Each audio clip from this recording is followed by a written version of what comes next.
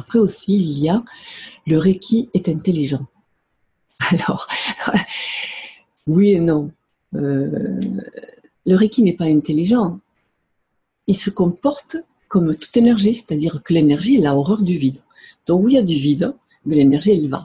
Lorsqu'on met deux personnes l'une côte à côte et que l'une a pleine d'énergie et l'autre qui n'a pas d'énergie, automatiquement, qu'on le veuille ou pas, l'énergie va passer de l'un à l'autre. Pourquoi? Parce que c'est naturel, c'est comme ça. Hein. C'est des vases communicants, on est tous reliés, donc ça se fait automatiquement comme ça. Sauf si vraiment on fait de gros barrages, mais on n'est plus dans la vie à ce moment-là, d'accord? Parce que lorsqu'on donne de l'énergie aux autres, hein, on n'en perd pas non plus si on est bien enraciné et que notre circuit énergétique tourne comme il faut. Donc, c'est pas gênant, parce que la personne, même si elle vient puiser vers nous, on est tout le temps bien relié et notre circuit se fait, donc on n'est pas en perte d'énergie. Donc, est-ce qu'il est intelligent, le Reiki? Non, il se comporte juste comme une énergie. C'est-à-dire qu'on va poser les mains, ça va passer à travers nos méridiens, ça va circuler dans nos méridiens.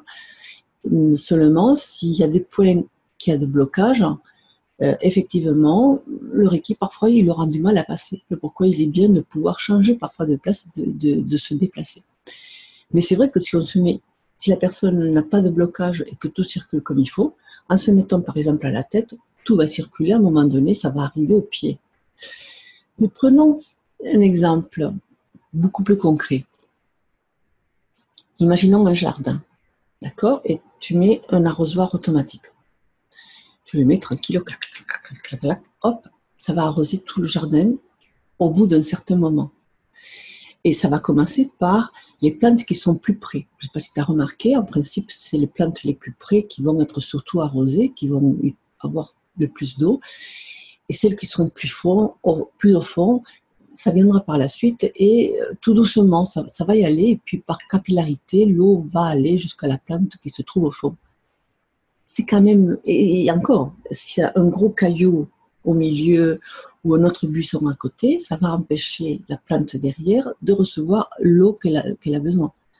C'est tellement plus simple de prendre un arrosoir avec de l'eau, on va y aller et on va aller directement arroser la plante.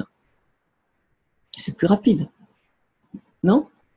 Alors pourquoi c'est bien dans le Reiki de aller justement ailleurs, de se déplacer, parce que justement, il y a parfois des nœuds, des problèmes, des petits blocages qui font que l'énergie ne circule pas comme il faut, il y a pour l'instant personne qui est parfait et on a tous nos petits problèmes, donc c'est bien de pouvoir aller un peu partout. Voilà.